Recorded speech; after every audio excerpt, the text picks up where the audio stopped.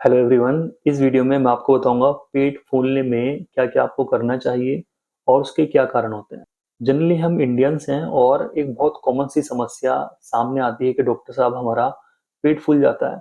Patient कहते हैं कि डॉक्टर साहब मैं ऐसा वैसा कुछ नहीं खाता हूँ बट मेरा पेट फूल जाता है। मैं सुबह से खाली पेट हूँ बट मेरा ये पेट देखो कितना तना हुआ है, कितना अफारा है, कितना वो फूला हुआ है। तो उसके कुछ कारण होते हैं। हमेशा बीमारी को ठीक करने के लिए कारण का ढूंढना बहुत जरूरी होता है।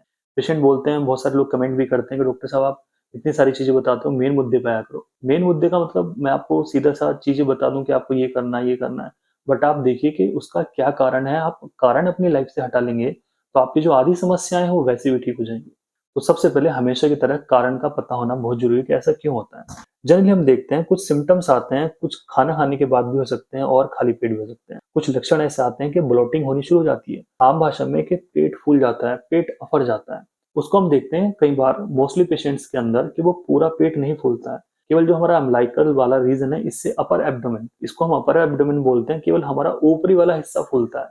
तो ये ब्लोटिंग ऑफ एब्डोमेन है। इसमें पेशेंट को साथ साथ में डकारे भी आ सकते हैं। डकारे उसको मोस्टली देखा जाता है तो खाली डकारे आती हैं, कोई एसिड नहीं है, कोई खाना नहीं है, बट खाली डकारे, तेज लाउड वाली, बहुत तेज आवाज वाली डकारे आती हैं, गैस वाली डकारे आती हैं। तो ये होता है। कई बार एसिड रिफ्लेक्स भी देखा जाता है कि तेजाब भी बना हुआ है, जिनको ज्यादा एसिड बनता है तो उनको इस तरह वाले रिफ्लेक्स आते हैं, एसिड रिफ्लेक्स या फिर जीईआरडी जिस बीमारी को बोला जाता है। इसी में आता है गैस ज्यादा हो रही है, गैस ज्यादा पास हो रही है, और कई बार स्ट्रेचिंग पेन भी पेशेंट के पेट के अंदर देखने को मिलता है कि खिंचाव वाला दर्द हो रहा है अफारे के साथ साथ। तो ये थे कुछ सिम्टम्स जो मैंने आपको बताए हैं। कारण क्या हो सकते हैं? कारण में आप देखिए, सबसे पहला और बहुत मोस्ट कारण आता है ओवर ईटिंग। अब ओवर ईटिंग क्या होती है कि आपकी जो डेली की भूख है केवल 4 रोटी की है, बट आपके सामने कुछ ऐसी चीजें आई जो कि आपको बहुत अच्छी लगी, बहुत लाजवाब लगी। आपने 4 रोटी की जगह आपने 5 रोटी खाई है, 6 रोटी खाई।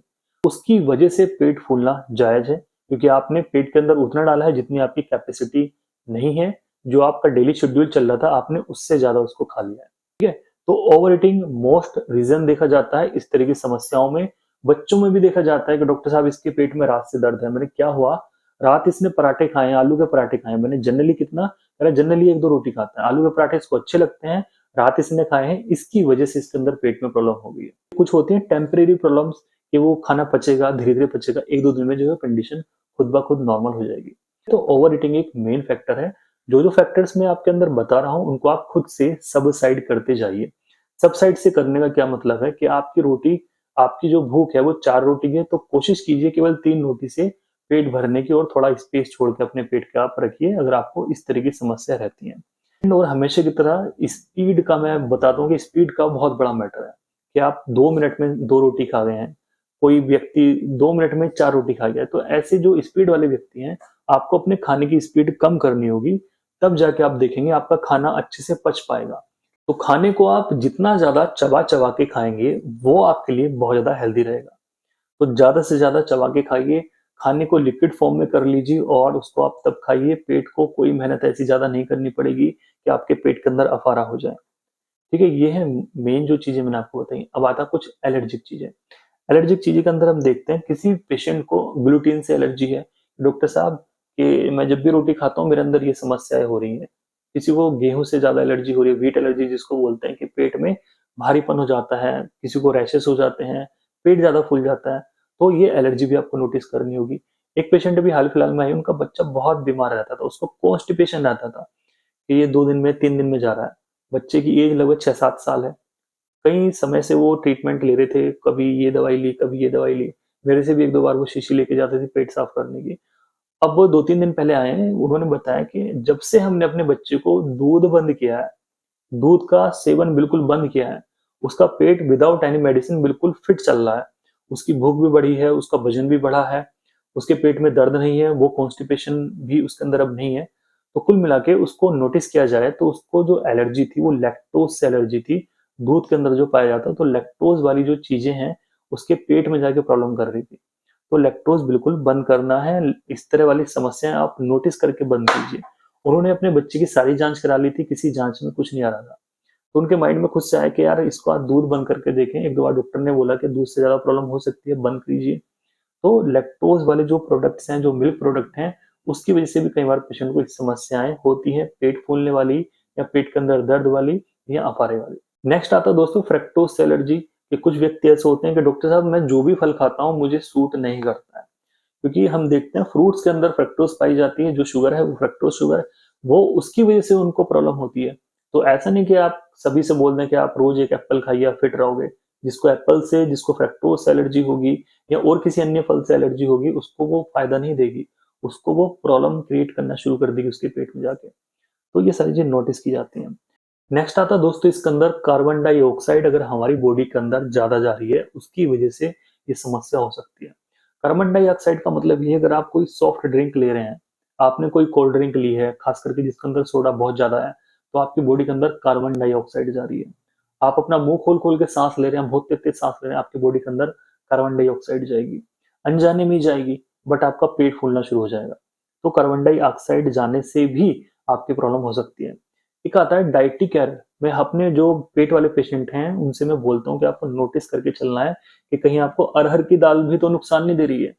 बहुत सारे पेशेंट हैं जिनको अरहर की दाल खाने से इतनी प्रॉब्लम होती है कि आप मत, उनको एसिड बनता है, तेजाब होता है, सर में दर्द होता है, माइग्रेन होता है, खट्टी डकारें आती हैं और उनको उल्टी करनी पड़ती है, वो तब जाके ठीक होते हैं।